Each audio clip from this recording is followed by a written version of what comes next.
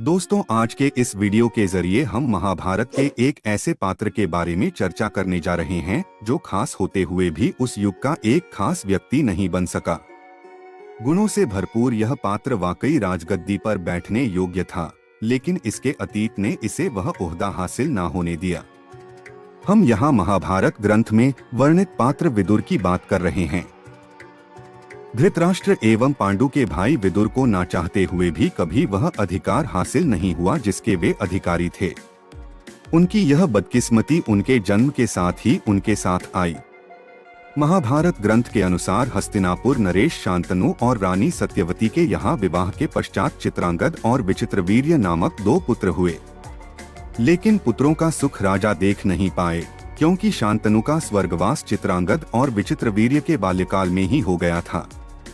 इसलिए उनका पालन पोषण भीष्म ने किया, जो कि शांतनु एवं गंगा के पुत्र थे।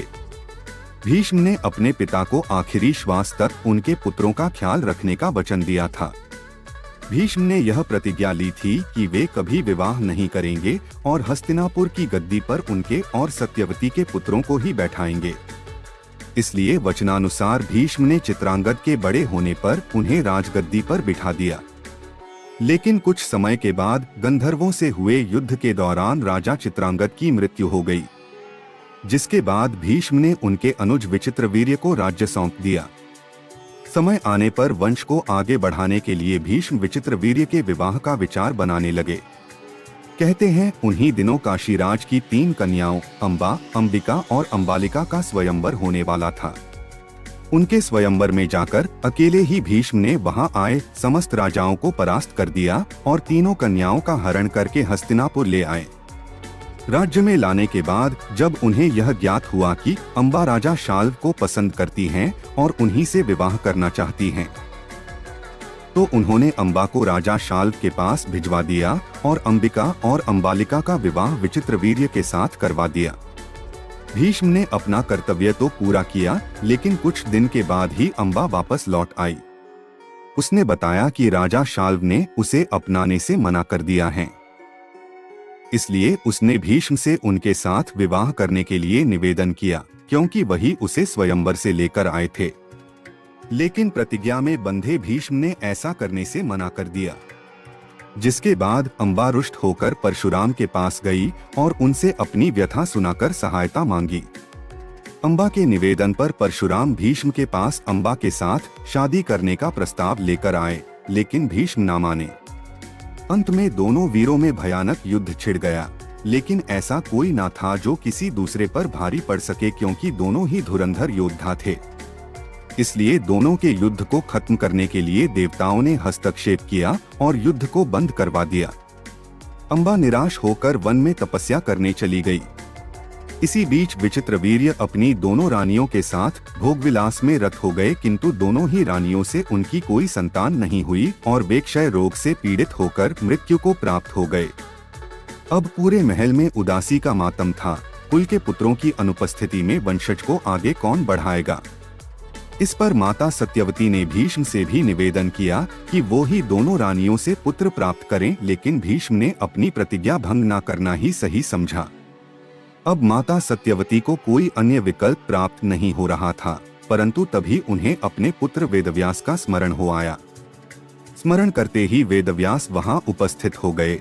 पुत्र को अपने पास देख सत्यवती ने अपनी परेशानी जाहिर की और उनसे मदद मांगी, जिस पर वेदव्यास ने उनसे दोनों रानियों को 1 वर्ष तक नियम व्रत करने की सलाह दी। 1 वर्ष व्यतीत हो जाने पर वेदव्यास सबसे पहले बड़ी रानी अंबिका के पास गए, लेकिन कहते हैं कि वेदव्यास के चेहरे का तेज रानी अंबिका सहन ना कर सकी और उन्होंने अपने नेत्र बंद कर लिए। वेदव्यास लौटकर माता सत्यवती से बोले, रानी अंबिका का बड़ा तेजस्वी पुत्र होगा, किंतु नेत्र बंद करने के दोष के कारण वह अंधा होगा। सत्यवती को यह सुनकर अत्यंत दुहक हुआ और उन्होंने वेदव्यास को छोटी रानी अंबालिका के पास भेजा। अंबालिका वेदव्यास को अपनी ओर आता देखकर भय से पीली पड़ गई। उसके कक्ष से लौटने पर वेदव्यास ने सत्यवती से कहा, माता, रानी अंबालिका के गर्भ से उनके भय के कारण पांडु रोग से ग्रसित पुत्र होगा। अब माता सत्यवती की चिंता और बढ़ गई। दोनों रानियों को पुत्र की प्राप्ति होना एक खुशी की बात थी, लेकिन होने वाले पुत्रों में दोष होगा, यह बात माता को परेशान कर रही थी। इसलिए उन्होंने बड़ी रानी अंबिका को पुनः वेदव्यास के पास जाने का आदेश दिया। लेकिन भय से पीड़ित रानी ने स्वयं न जाकर अपनी दासी को वेदव्यास के पास भेज दिया। रानी से आज्ञा पाकर दासी वेदव्यास के पास गई और उनके साथ आनंद पूर्वक भोग किया। वेदव्यास जान गए थे कि वह एक दासी है, इसलिए वे माता सत्यवती के पास आकर बोले, माते, इस दासी के गर्भ से वेद वेदांत में पारंगत अत्यंत नीतिवान पुत्र उत्पन्न होगा, लेकिन गुणों के बावजूद भी वह अपने पूर्ण अधिकारों से वंचित रहेगा। इतना कहकर वेदव्यास तपस्या करने चले गए।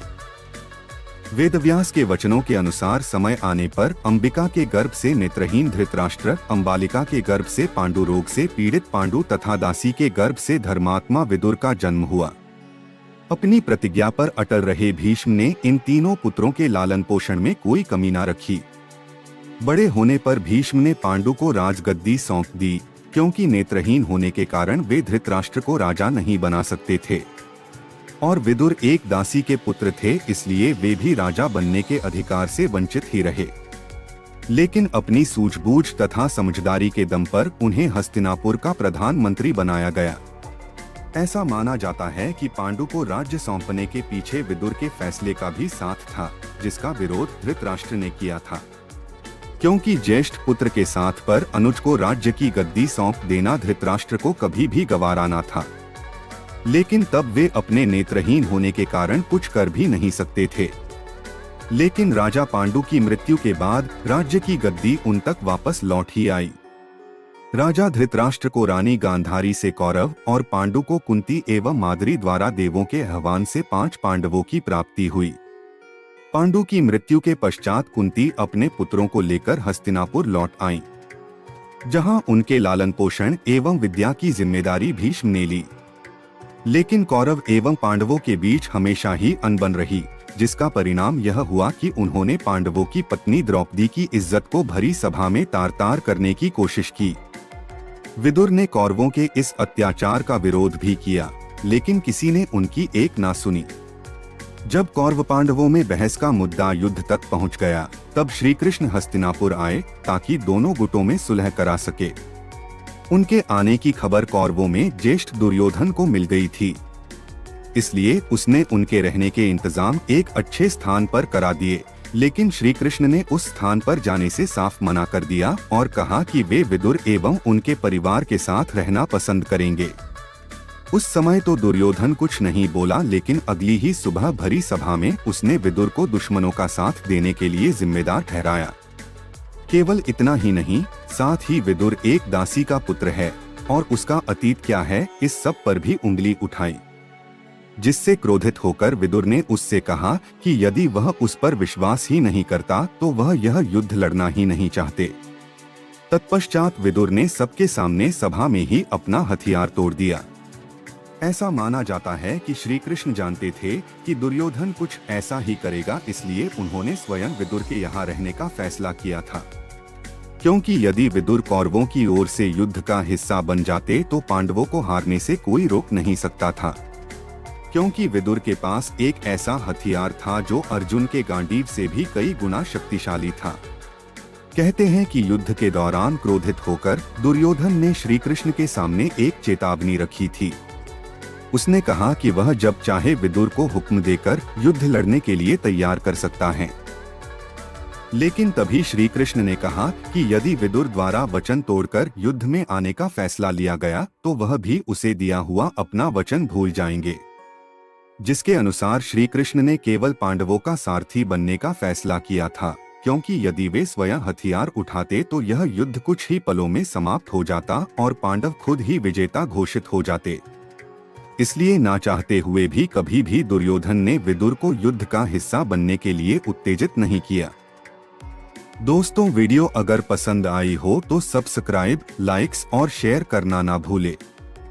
वीडियो देखने के लिए आप लोगों का बहुत बहुत धन्यवाद।